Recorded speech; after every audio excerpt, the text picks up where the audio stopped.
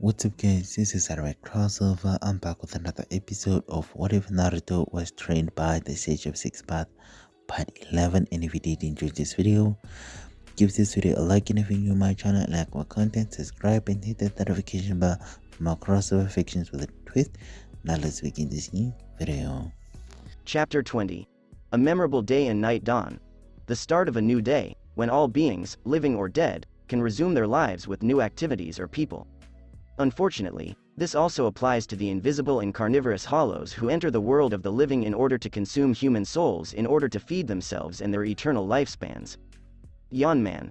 Why do hollows attack early in the morning? We'd be better off if they ate each other. It was another day of hollow hunting for Ichigo Kurosaki, the substitute Shinigami who was finishing his final round of patrolling his hometown. He heard a roar close to where he was standing. Please let this be the last one today. For now at least, Ichigo mumbled as he shunpoed from the building. He was on to a couple more until he reached the last building at the corner. Only one this time. The hollow to which he was referring was large and armadillo-like, with white bones covering its entire back and an anteater snout. And it was on the hunt for a spirit. The spirit was a young boy with brown hair who was dressed in red shorts and a blue t-shirt with a broken chain across the upper torso. Ichigo narrowed his eyes as he shunpoed above the hollow and slashed it with Zangetsu, putting an end to its existence as it vanished in black particles.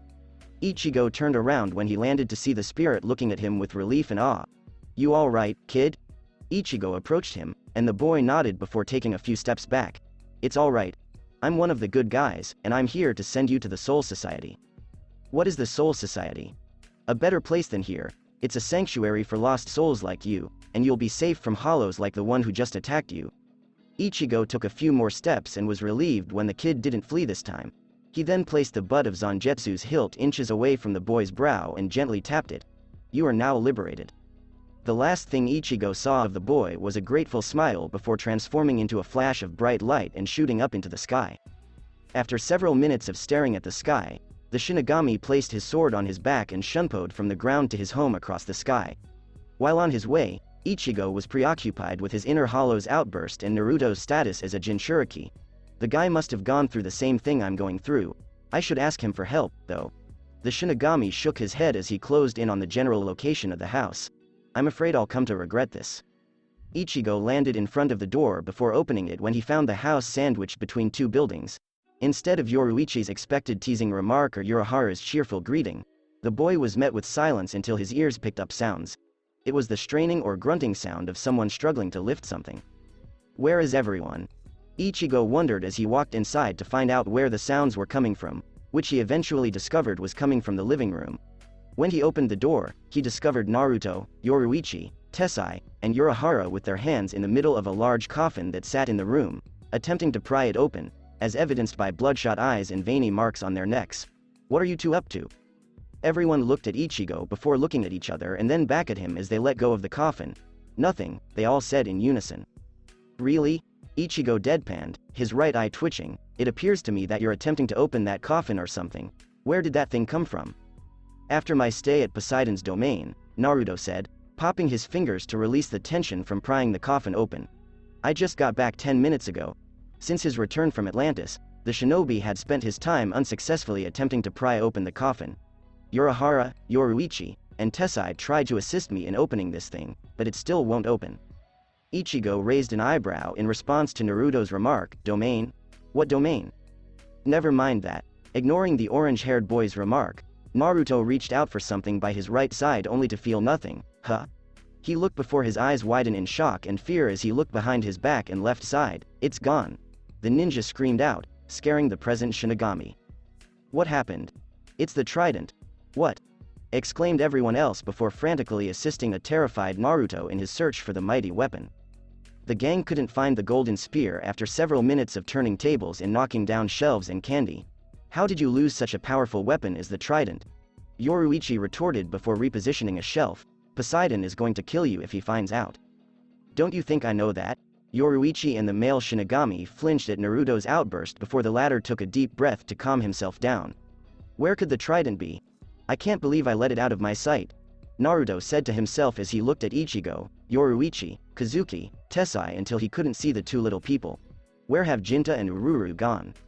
"You don't think Ichigo trailed off because he didn't want to say it. The adults and Ichigo looked around the room before looking back at Naruto with a look of realization on their faces. "Where have they gone?"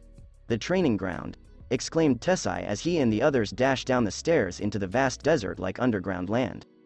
There, Naruto and the others followed Yoruichi's lead and discovered Jinta and Ururu standing near the waterfall pool, the boy holding the trident over his head, as if about to strike the ground. "Crap!" exclaimed the shinobi as he shunshined behind Jinta and swiftly took the spear from the boy's grasp. "What do you intend to do with this?" "It was her idea," Jinta exclaimed, pointing to Ururu, who was surprised and hurt. "I tried to stop her, but he was cut off by a not-so-gentle tap on the head from the trident's end. Ow. You should be ashamed of framing Ururu for an idea that was clearly your own," Naruto said condescendingly as he shook the trident back into dormancy before sealing it away. "Another thing, Jinta, is that the trident is not something you should be playing with. It is a very powerful weapon that imbued Poseidon with the might of a hurricane, or so the book said," he said to a displeased Jinta. "And yet a little boy managed to take it away from you," Yoruichi teased, as Urahara and Tessai giggled behind their fingers. Naruto muttered under his breath as he exited the training grounds for his room. Ichigo quickly followed suit and exited the shop, having forgotten what he was going to ask the blonde shinobi. Naruto entered his room and removed a sheathed tenkaichi with his free hand before placing it on his bed. He then reinserted the trident into his wrist seal before showering. Naruto changed into new clothes after a 10-minute shower before leaving the shop for a leisurely stroll through town without his sword because he wasn't going to need it. Who gets jumped while out for a walk? That's not the case with this guy. Also in Karakura town, what do you think of these, Akeno? Asia asked as she and her friend stood in the aisle, holding 2 bags of potato chips in her hands. Will they be fine for the party?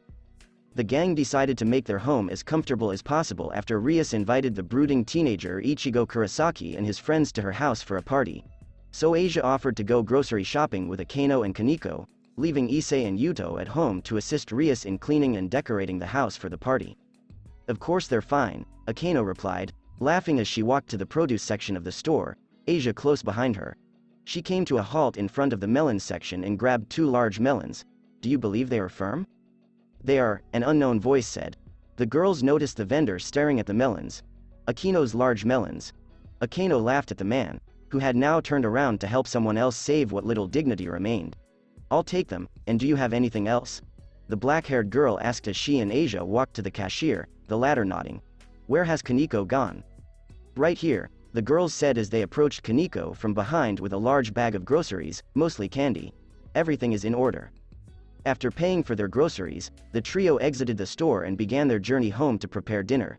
They enjoyed their casual conversation, despite the fact that it was mostly about Issei's perverted yet kind personality. Until Kaneko abruptly stated, "I want to pound this Naruto character." Hearing Asia's gasp and Akeno's giggle, the short silver-haired girl continued, "Whoever this guy is. He must be incredibly special or incredibly powerful to catch the attention of someone like Rias's brother. Is he a good guy?" a nervous Asia inquired. "I sincerely hope he is one, perhaps he can be our friend." Akeno stepped in for Kaneko, who reached for another candy before devouring it.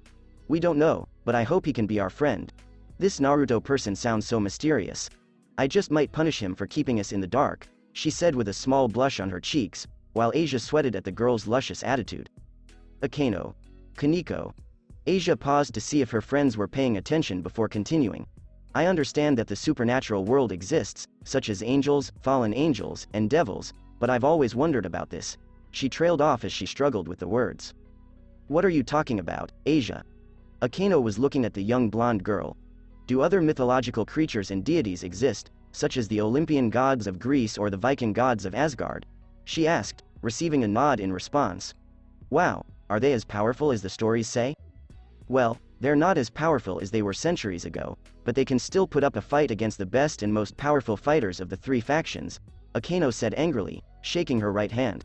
"Although 2 of them are closet perverts even I can't tolerate." "Really?" Another sweat drop landed on Asia's brow. Normally, the black-haired girl has no problem with men who are perverts like Issei, but for 2 people to irritate Akeno, there must be something else going on. However, as they passed through an alley, voices called out to them, well, look what we have here, boys." 3 men emerged from the dark alley and surrounded the girls in a circle. 3 ripe for the picking hot girls. Asia let out a gasp as she sensed the man's malicious intent in his words. The fear inside her grew as the three men approached her before she looked at Akeno and Kaneko, who stood there calmly as if nothing was happening, until she caught sight of a small spark of electricity dancing around Akeno's smiling left hand. When the ringleader reached for Akeno's dress, he heard a strange voice. "What do you think you're doing to those girls?" Everyone turned to see a teenager with blonde hair, whisker marks on his cheeks, blue eyes, wearing an orange shirt and dark blue pants, and a black metal-plated headband on his forehead. "Leave them alone," the boy said, bored. "Why don't you force us?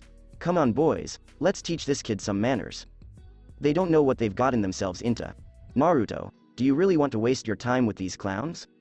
"No. But I'm not one to let others suffer because of people like these." "So this has nothing to do with the girl with the big boobs, right?" "I see." Naruto observed the men approaching, one of whom was holding a pocket knife. "Oh, I'm scared," he said mockingly, infuriating the men as they charged at him. One of the men delivered a powerful punch, which the boy caught with his wrist before kneeing the man in the stomach. As his eyes rolled back from the impact, the man gasped for air and fell to the ground. "Bro, that's it. You're going to die now."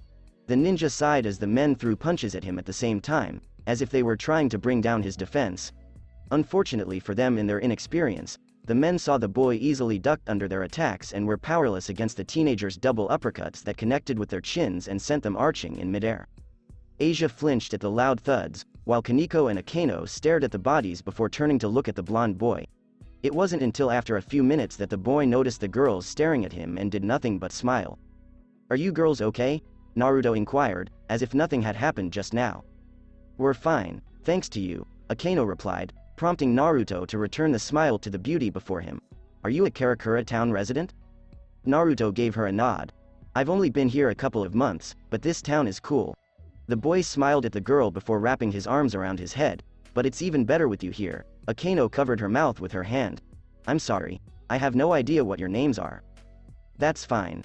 This is Asia Argento." Asia nervously waved at the taller blonde, who waved back before Akeno continued the introductions. "This is Kaneko Taju." The shorter girl looked away from her candy to nod at the boy before finishing her treat, "And I am Akeno Hamejima." Instead, she received something else. "You're stunning," Naruto exclaimed abruptly.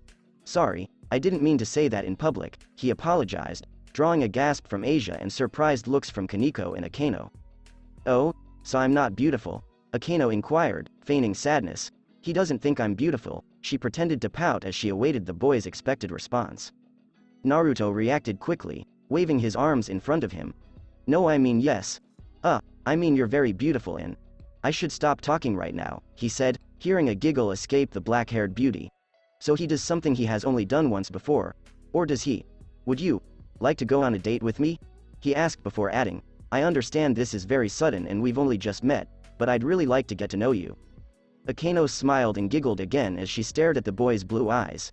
She was about to say, yes, when she remembered the party. "I'm sorry, but I'm not available today. You see, my friends and I are having a party tomorrow," she said as she noticed the boy slouching his shoulders in a depressed cloud over his head, which made her feel bad for no reason. "Why don't you come to the party instead? That way we'll get to see each other and you'll get to meet the others," she thought. "A party?" the black-haired beauty asked, nodding. "With you?" the girl asked, nodding again. "Tomorrow?" Naruto paused for a moment, checking to make sure he hadn't forgotten anything. "Sure, that sounds like a plan." "Well, here's the address." Akeno wrote on a small note and handed it to the blonde teen, adding, "See you then." Naruto smiled as he kissed the girl's hand before leaving them, causing Akeno's cheeks to flush red. "Until then, Akeno. See you later, Asia and Kaneko. It was nice to meet you too," he said as he walked away from the trio of girls. The girls watched the boy's retreating figure get farther and farther away until it was gone.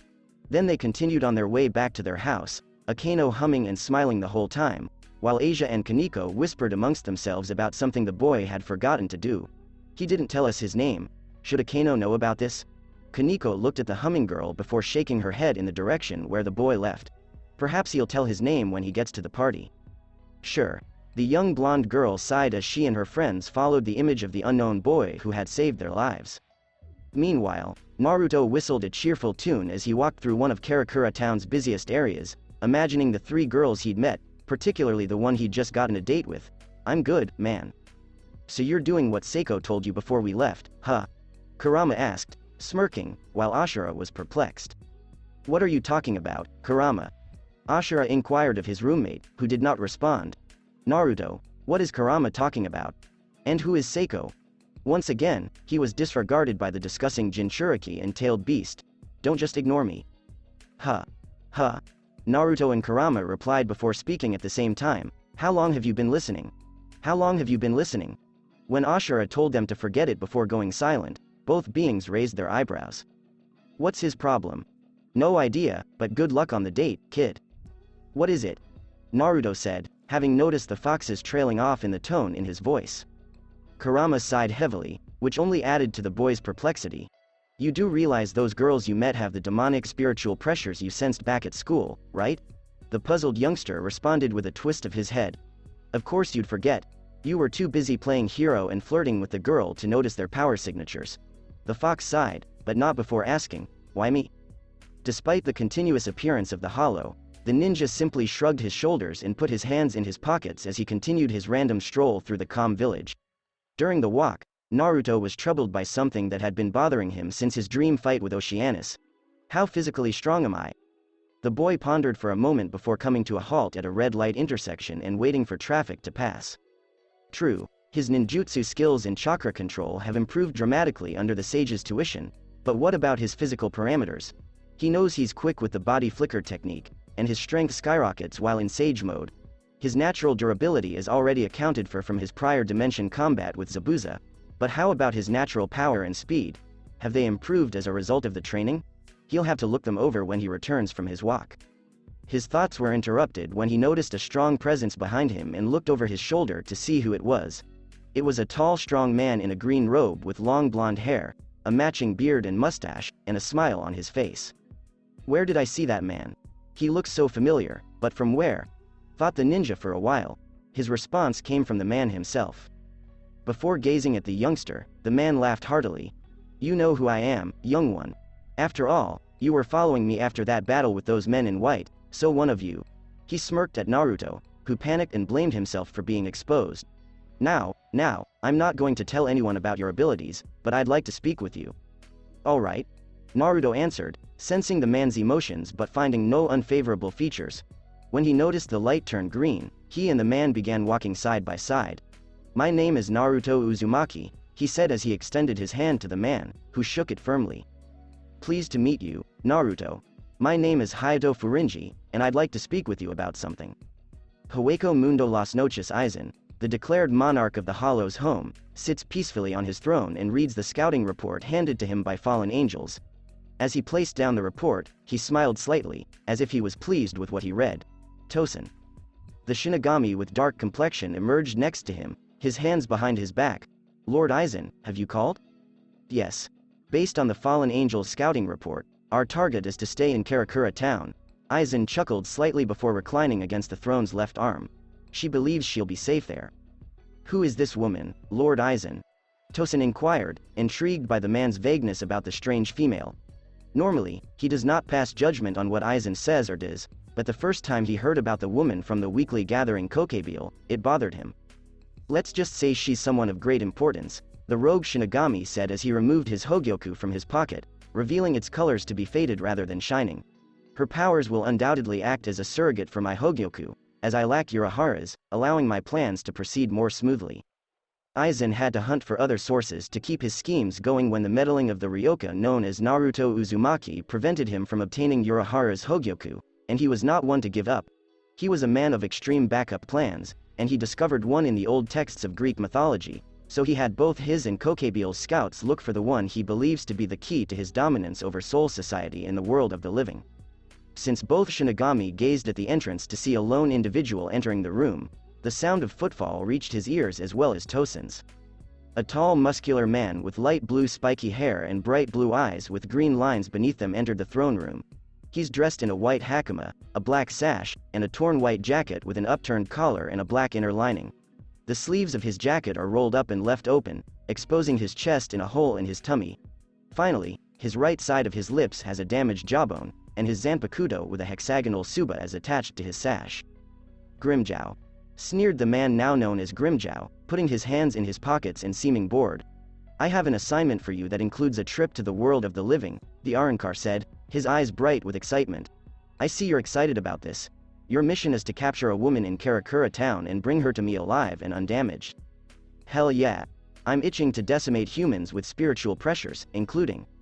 However, Aizen cut in, you will follow the assignment's parameters to the letter, which means you will not go after humans who are spiritually aware or have spiritual pressures, because I need them all to carry out my plans.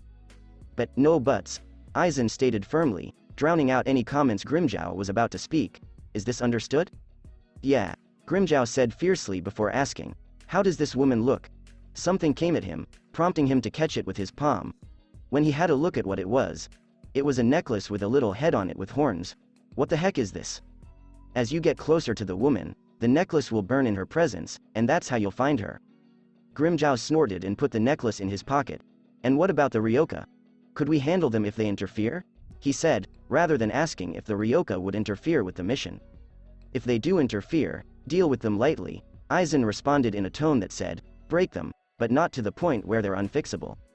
Before exiting the throne room, Grimjow remarked, yes sir. Are you sure he's the right choice for the world of the living? You know how he acts when he's fighting someone, Tosin scoffed. He despises individuals who have humiliated Aizen and think they can do whatever they want. Grimjow possesses both of these characteristics, which means that if the arancar does not monitor his behavior in the future, Tosin may be able to permanently remove him. Now, I understand your dislike of Grimjow, but I believe he will succeed in both missions, Aizen replied, sensing his colleague's confusion. The second mission is assigned to a certain Ryoka. Tosin nodded, having instantly seen what Aizen intended. The second task will be to test Ichigo Kurosaki's present Shinigami abilities and discover the extent of the one known as Naruto Uzumaki. Alongside Naruto and the Elder, this is awkward, Naruto thought to himself, his legs dangling off the edge of the roof. Hayato Furinji, a tall man, was also seated on the edge on his right side. A large bag of food from a local restaurant was placed between them on behalf of the elderly guy, who warned the child that their chat would be lengthy, much to Naruto's chagrin. Hayato chuckled after a few moments of solitude and nothingness, reaching inside the bag and pulling out one of the condiments before eating it. Naruto quickly followed suit, pulling out a loaf of garlic bread in a glass. You must be wondering why I keep your abilities hidden from others. Yeah, actually, we don't even know each other, Mr. Furinji. Naruto paused to take another mouthful of his bread, so why? I don't know, Hayato answered, as if he didn't know why. Perhaps I can extort you for money to pay my dojo debts, he joked, before breaking into full-fledged laughter. As Naruto glanced at the man with a deadpan expression, a sweat drop slid down his brow. You're just joking, right? The man replied with a casual shrug and nod. Come on, old man, why? He deadpanned, his patience beginning to wane. Tell me, Naruto, have you ever expressed interest in martial arts? Martial arts? The ninja wondered as he sipped his coffee. Is it some kind of taijutsu? Taijutsu? Is that a form of martial art or a fighting style? The elder pondered before responding. Martial arts is a general term for all the different fighting styles in the world. Naruto cocked an eyebrow and tilted his head, saying, wait, so there are different fighting styles of martial arts in the world? Like what? Well, there are many types, but my friends have studied martial arts and are martial arts masters like myself. In fact, I'm considered a legend in the world of martial arts, he claimed confidently, smirking. Really? Naruto was taken aback. What kind of style did you learn? The old guy laughed briefly, his eyes beginning to shine slightly. I created my own personal fighting style, Hayato proudly stated. When Naruto locked his gaze on him, he smirked. It is called the Furinji style. You named it after your last name? Deadpanned Naruto, astonished. Of course, after years of fighting, I created it. The younger blonde adolescent responded with a question. How old are you anyway? Naruto inquired simply. The man appeared to be in his late 40s, but his voice told him otherwise. Hayato laughed quietly to himself. Didn't your parents teach you that it's impolite to ask someone their age? Naruto was startled for two reasons. The sage taught him to always respect the old for their experiences, wisdom, and opinions, and the mention of his parents was the other. I'm sorry for my disrespect, Mr. Furinji. I didn't mean to do so, and as for my parents, they weren't around when I grew up, he said, bowing. By the tone in his voice when I mentioned his parents, Hayato wondered to himself while stroking his long beard, but that will have to wait for another day. That's alright. It's pretty cool to create your own fighting style, but why are you telling me about all of this, Mr. Furinji? Naruto said again, raising his head. Please call me Elder, the elderly guy requested before putting down his food and smiling at Naruto. I would like to teach you as a disciple. The child blinked several times as he processed what he had just heard. Why? Why would the man teach him how to fight? They've only recently met. Why not? The elder replied cheerfully, like a kid would to a parent. I'm flattered, but as I said earlier, we barely know each other, Naruto remarked, rubbing the back of his neck. And there are a few things you don't know about me. It's because of your heart, Hayato explained cryptically before picking up his plate and continuing to eat. The elder noticed Naruto wave his hand as if to explain what he had just said out of the corner of his eye. That battle against those men in white. When your tall friend was hurt, you briefly showed anger before controlling it and calming yourself, unlike your other friend in the black robe, and that is the way of the katsujinkin. Katsu what? Is that some sort of religion? Hayato gave a nod. In a way, katsujinkin is a martial artist belief that states that life is sacred and that one man cannot take another's life even if his or her own life is in danger, so he or she never fights to kill and always finds ways to end fights with those involved alive. I myself am a katsujinkin follower and have been for many years. Really? Mumbled Naruto, his voice tinged with astonishment and conflict. His thoughts returned to the time when he murdered Mizuki and Zabuza. Really, Naruto said as he watched the man rise to his towering height and stretch his muscled torso. Now I'll ask you, Naruto, will you take on my teachings and become my disciple? The elder inquired, smiling. The ninja gave the man a cursory glance before moving his gaze to the various structures that comprised his temporary residence. After a few minutes of waiting, Hayato saw the child stand up and assumed that the boy would accept, but he received a different response. I'm sorry, Mr. Furinji, but I respectfully decline your offer. Naruto continued, I don't think I'm worthy to be your disciple. You see, after what I just learned about the katsujinkin and your offer, I'm feeling a little conflicted right now. I see, Hayato murmured, stroking his long beard as he realized what was going on.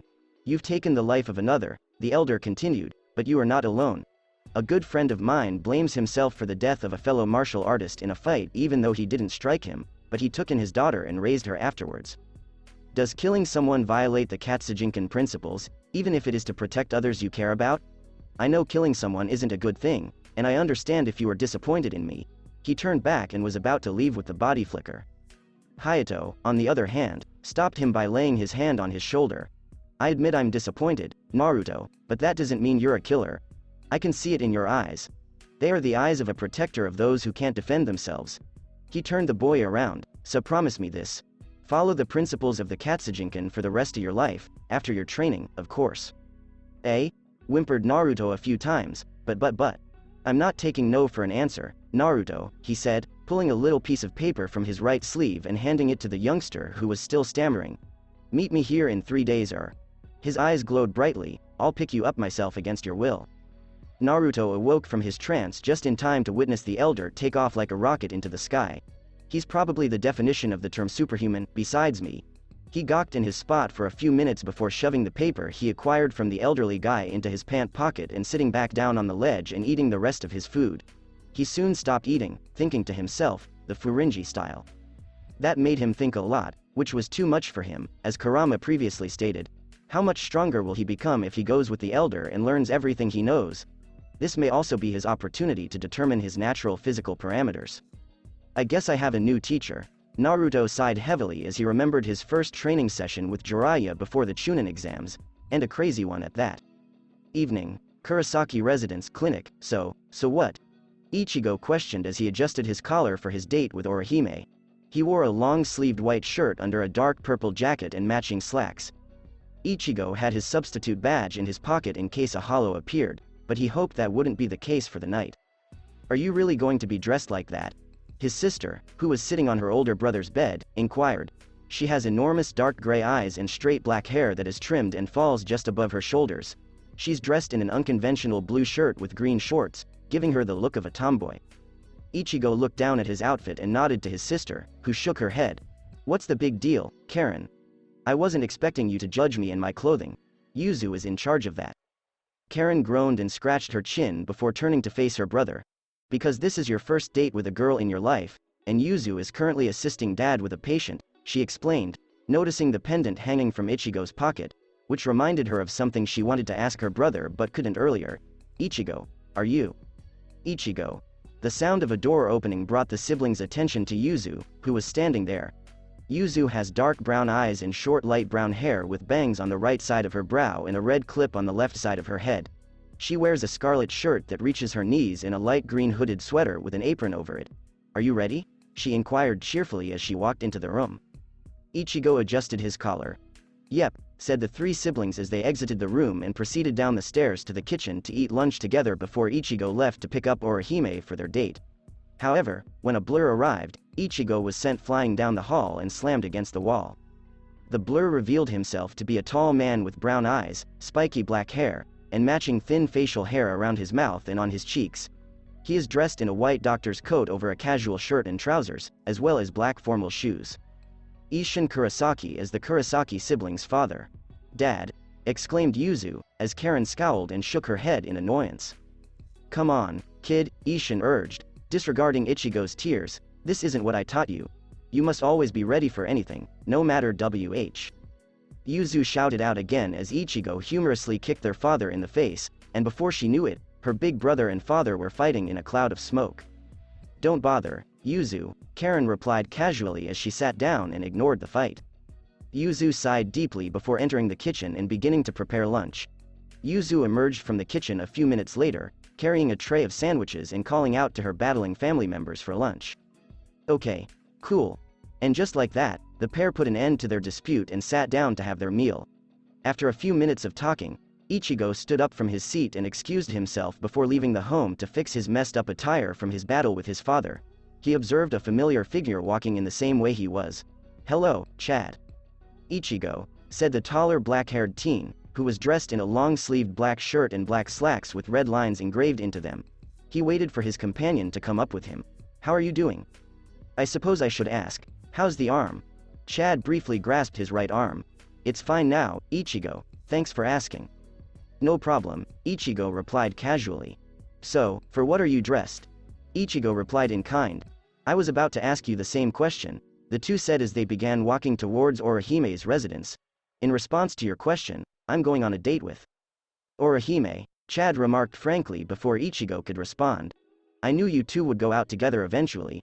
It was only a matter of time, and Naruto told me earlier on his way back to Urahara's." "Naruto?" Ichigo muttered, his hands shaking with rage. "Thanks, Chad," he soon calmed down. "But what about you? Why are you dressed up?" he asked, watching Chad take an envelope from his pocket. It was the identical envelope he and Orihime had discovered on the girl's door. "How did you get this?" he inquired, suspiciously. Chad shrugged and stuffed the envelope back into his pocket. "Why? Did you get an invitation like this?" "Orihime and I found it when I walked her home last night, and it was taped on her door," Ichigo said, rubbing his chin. "I don't think we were all invited to the same party by chance." "Do you believe it was the new transfer students?" Chad inquired. "Should we turn around and go back?" "It's probably them, and no, Orihime is looking forward to this, and I don't want to offend her," Ichigo moaned, pinching the bridge of his nose. "This is really bothering me. We'll just stay vigilant until the party is over or they pull something." "Should we at least inform Naruto of this?"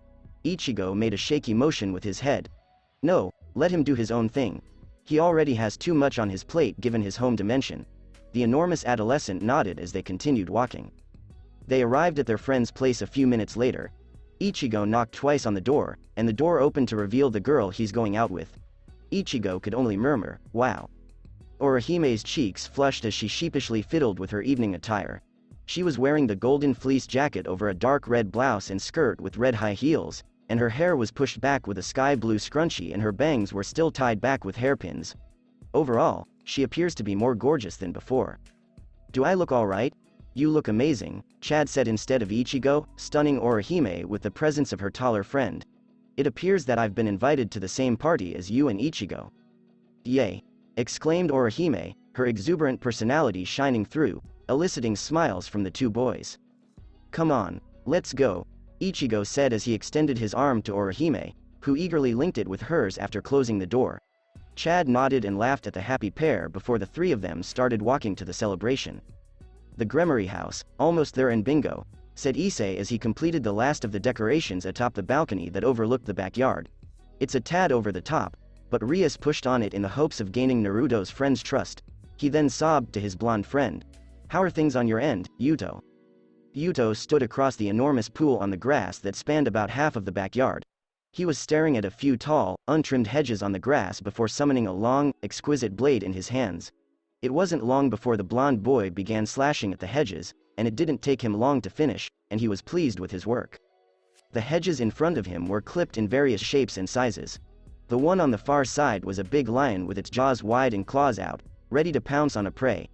The second hedge to the lion's right was an eagle with its wings spread open, displaying its majestic size and wingspan. The third hedge was an exact duplicate of the Statue of Liberty, down to the last detail. The final hedge was designed to seem like a horse standing on its hind legs with its front legs out in the air. I should be a botanist, Yuto thought to himself as Issei approached him and whistled at his work. Does the food look ready? The girls should be done by now, Issei grumbled, his tummy growling. How much longer will they take? Yuto sighed and shrugged. I'm not sure. With that, the male couple proceeded inside the house to prepare for the party, despite the fact that there would only be a few guests rather than a large number of them. Meanwhile, in the kitchen, Akeno, Asia, Kaneko, and Rias were dressed casually in aprons as they prepared the remainder of the snacks and food for the party and their guests. Everything is ready, Rias, Asia answered sheepishly after wiping sweat from her brow, yet she sounded dubious. I'm hoping that this party will persuade that Ichigo guy and his friends that we're not bad people. Rias rested her hand on the young blonde's shoulder. It will work, Asia, because we are good people.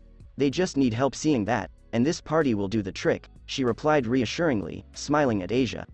The redhead then turned her focus to her closest buddy, who appeared to be disoriented because she kept slashing nothing in front of her. Akeno, Akeno.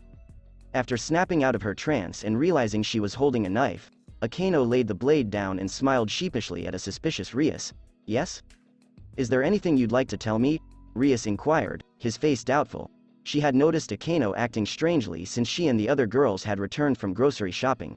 She walked, talked, and hummed to herself in a different manner, as if something or someone had changed her day. Akeno shook her head, her smile remaining on her face. No. Everything is fine, she replied before beginning to bring the food outdoors with Kaneko's assistance while happily humming to herself. Rias pouted slightly before turning to face Asia. Can you tell me what happened earlier? Ah. Well. You see. Ding dong. When they heard the doorbell, Rias and Asia both gasped. That signifies their guests have arrived and they are not dressed appropriately. Issei. Yuto. She heard scurrying feet and the sound of a body tumbling down the stairs before Issei entered the kitchen dressed formally in a blue-collared shirt and light green slacks. Answer the door and keep them entertained while I and the girls prepare. Issei was taken over by images of Rias dressed as a nosebleed came out of his nose till he covered it to prevent ruining his clothes. Of course, he said as he approached the door and opened it, expecting to see the orange-haired punk who had mocked Rias at school the day before. Instead, there was a blonde man at the door wearing a black leather jacket over a collared red shirt and black leggings. The headband wrapped around his forehead and the whisker markings on his cheeks give him a fox-like appearance. Are you lost? Issei inquired, his face furrowed. Naruto shook his head, perplexed. No, Akeno invited me to your party, he said, pulling out a slip of paper and handing it to Issei, who read it. She gave me the address before. How do you know Akeno? Issei inquired, a little suspiciously and enviously. I met her while she was shopping in Sort. I've asked her out on the spot. Naruto grinned sheepishly, rubbing the back of his head. I couldn't pass up the opportunity to ask her out.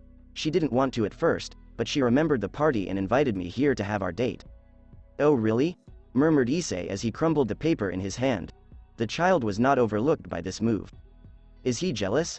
I haven't even gone out with Akeno yet, and he's giving me the stink eye. What is he, her brother? Naruto pondered before responding, everything cool. My name is Issei Hyodwo, the youngster said after overcoming his jealousy and offering his hand, which Naruto grabbed and shook before letting go. He then allowed Naruto in and shut the door before bringing the taller lad into the living area, where he sat. I like that jacket. Where can I get one? Of course, at a store. Naruto clearly lied because telling someone that the jacket came from the fur of a fabled creature doesn't appear to be the correct answer. He was about to say something else when he overheard his buddy speaking via the telepathic link. I sense a great power within the boy, Kurama exclaimed after detecting the power signature. It jolted him out of his slumber. I've never experienced anything like this before. So, what exactly is it? I'm not sure, but it feels ancient and powerful. Can it compete with a tailed beast, or is it stronger? Be wary of him, Naruto. He's not as powerful as you, in fact, he's quite weak, but he certainly has the potential. Gotcha. Meanwhile, Diedrich, his sealed mate, alerted Issei. What is it, partner? Fortunately, he and the beast can communicate via telepathy. There's something inside the blonde kid that feels ancient, but different from me. Could it be a dragon or a creature like you sealed in a sacred gear? Issei wondered. The youngster recalls a little story about two dragons striking each other on Earth many years ago. However, that battle occurred during the war between the three factions, and it caused a significant disruption in the combat, so the angels, fallen angels, and devils collaborated to slaughter the dragons.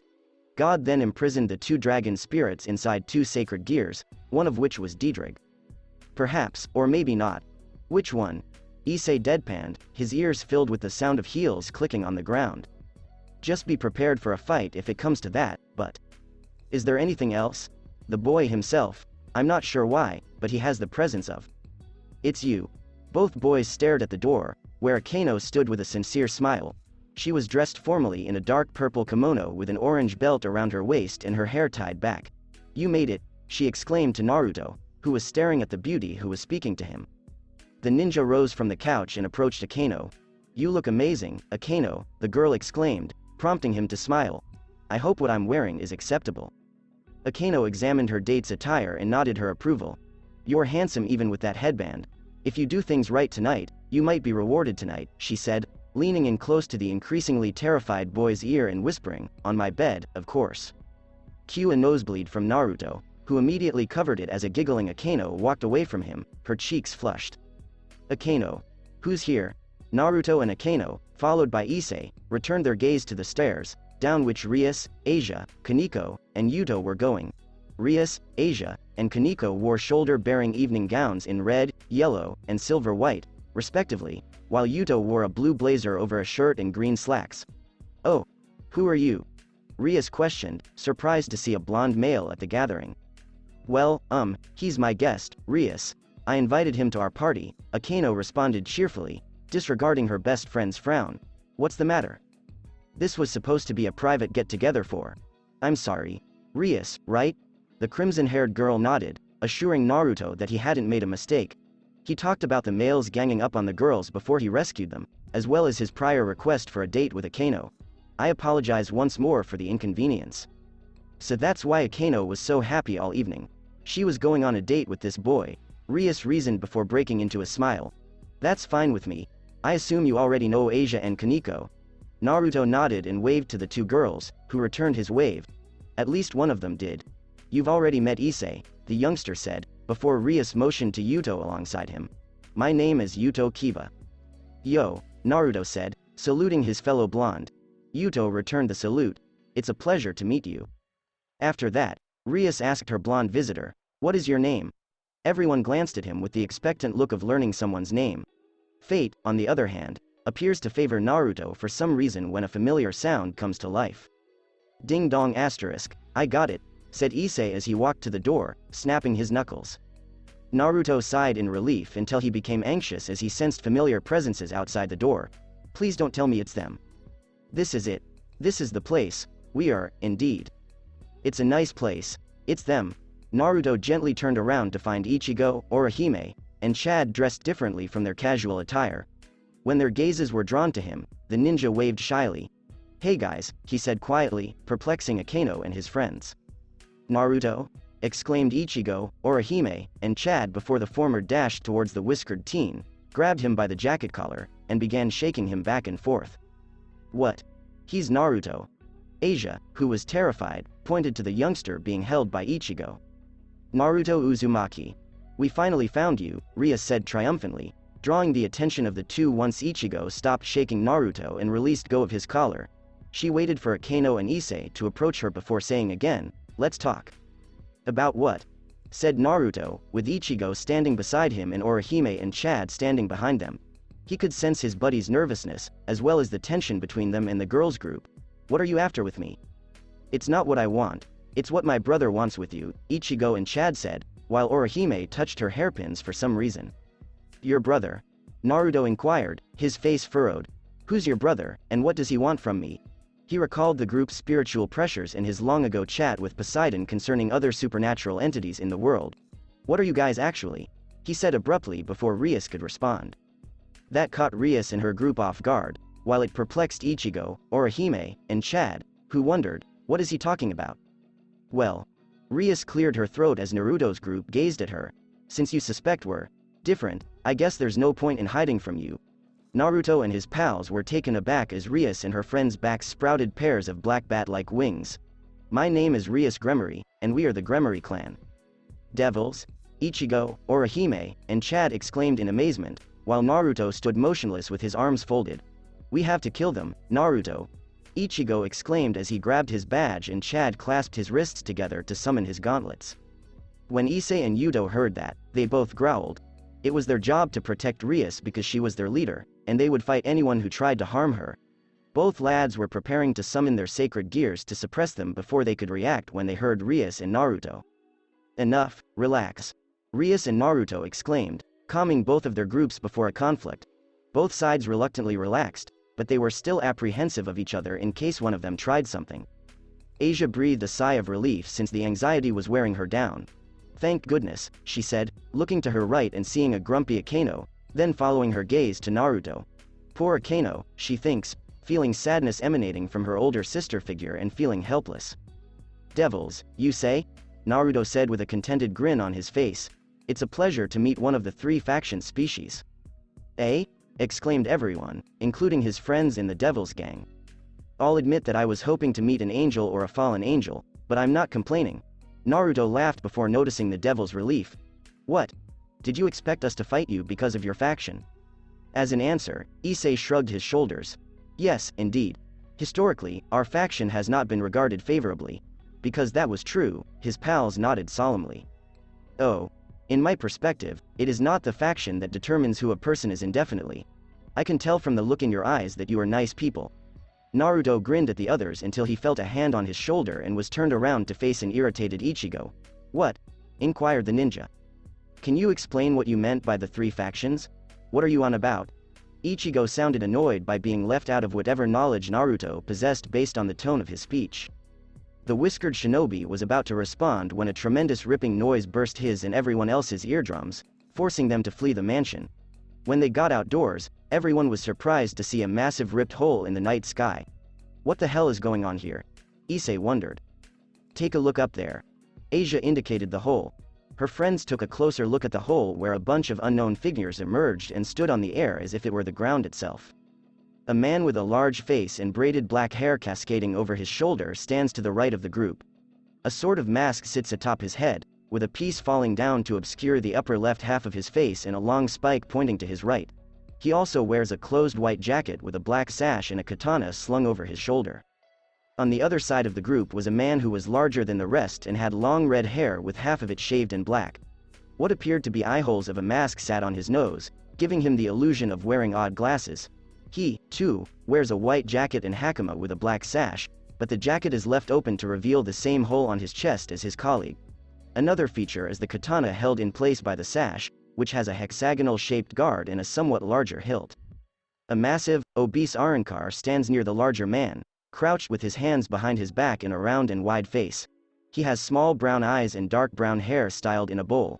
He, like his colleagues, wears the normal arancar attire, with his zanpakuto lead in his belt and his hollow masks covering the exact half of his face. Behind the heavy arancar is an arancar with long blonde hair and the remains of his hollow mask sitting atop his head, giving the look of a shattered helmet, wearing the usual arancar outfit like the others. His zanpakuto is slung behind his back and over his right shoulder, with the only distinction being a diamond-shaped guard. Another male stood to the right of the blonde arancar, wearing a thick helmet that was bandaged and hid his right eye. He wears the arancar uniform like the rest, although he holds his zanpakuto in his hands rather than on his sash. The Aranka with blue hair and a jawbone on the right side of his mouth was at the front of the group. All right. Grimmjow repeated himself when he looked down to locate the 2 Ryoka he was desperate to meet. What are they? Yuto was concerned after sensing the group's great power. Their power is incredible. Do they look like angels? Asia didn't want to think that the figures were angels because it would seriously undermine her faith. Rias made a shaky motion with her head. They aren't, but who or what are they? A battle-ready Ichigo responded to her question. Arancars. Arancars? Kaneko inquired, having never heard of the species before. In reality, none of them are familiar with arancar. Naruto, Ichigo, and Chad took battle stances, while Orihime stood back, determined. You better prepare yourselves, because you're in for a fight. The ninja insisted on the devils because the arancars would most likely attack when they were unprepared. Fortunately, they listened to him. He was taken aback as Yuto drew a sword from thin air and held it with 2 hands, while a crimson gauntlet emerged in a flash of light on Issei's left arm. Oh well, I'll ask later. Which of you is Ichigo Kurosaki? Grimmjow inquired. When the orange-haired boy stepped forward from the crowd, he got his answer. Are you him? The youngster nodded firmly. All well, then. Shinigami, I want to see how you fight. Shinigami? Rias said, puzzled and awestruck as she glanced at Ichigo. She watched him withdraw the badge from his belt, and before she knew it, Ichigo was dressed in a black robe and carrying an immense sword on his back after pressing the badge on his chest. No way. Impossible. Akeno chimed in, saying she'd never seen a Shinigami before. Ignoring the girls, Ichigo turned around to face his date. I apologize, Orihime, but I have to deal with this. Please take care of my body for me. Orihime nodded and dragged the body to a safe location. Ichigo redirected his focus to the arancar who had summoned him after ensuring the safety of his date and body. Naruto. You and Chad will assist Rias and the other arancar in dealing with the other arancar. I'll take care of their chief. Of course, before he could finish his sentence, a powerful blinding light filled his entire body, lifting him off the ground and shooting him through the air, leaving his buddies and the devils in the dust. Chad broke the uneasy silence with 3 words, this is terrible. Karakura Town Harbor. A dazzling light crossed the sky like a shooting star above Karakura Town's docks until it nosedived to the earth, roughly planting its passenger into the pavement. Ouch. Naruto groaned through his mouth as he jumped to his feet and assumed his frog kata stance. Okay, fine. Is anyone there? His response was silence. Stop hiding because I know you're here. He is certain of this since the presence he senses is there in the region. Not only that, but Naruto notices that the presence is comparable to Poseidon's presence when he first encountered the Olympian, but it is more old and strong than him. Naruto lunged forward, instincts coursing through his body, to avoid a blur blasting through the area where he was standing. Naruto was displeased when the person wearing a cloak to disguise its identity as he fell on the ground and pivoted to see who attacked and presumably summoned him. Damn, as the cloaked figure nonchalantly stepped out of the crater left by the assailant's first attack, he remarked. I have a feeling you're not here to play nice. Naruto made a remark before dual-wielding 2 Hiroshin kunai in reverse grips. What is your name? He summoned a strong blast of wind towards the assailant, who couldn't respond in time to prevent the hood from flying off its head. Naruto was taken aback. The adversary transformed into a female. A stunning young lady who appeared to be his age. She has long black hair with silver tips, beautiful pale skin, and bright green eyes that remind me of the sea. Despite the wind's cutting force, the cloak still covered the girl's entire body, but her face was all he needed to know who his opponent was. Kurama, on the other hand, beat him to the punch. Naruto, draw the trident as soon as possible. The fox's shout astonished his Jinchuriki, but he complied by putting his kunai back into his pouch and rolling his right sleeve before unsealing the dormant trident. When she observed the kid shake the thing, which extended to a 3-pronged golden spear, the girl squinted her eyes. That weapon. So you're him. Before showing 2 trinkets in her hands, she said, I need to see if you're truly deserving. Worthy of what? Naruto inquired, his right hand firmly gripping the trident. When the girl unwrapped the weapons in her hands, he assumed a battle posture and was surprised to find 2 blue-bladed steel fan-like weapons. That's interesting. May I please ask for the name of the person who attacked me? Because you asked so nicely. The girl said before revealing her name. I was Mount Otree's Titan Queen, and I am the mother of the 6 elder Olympians.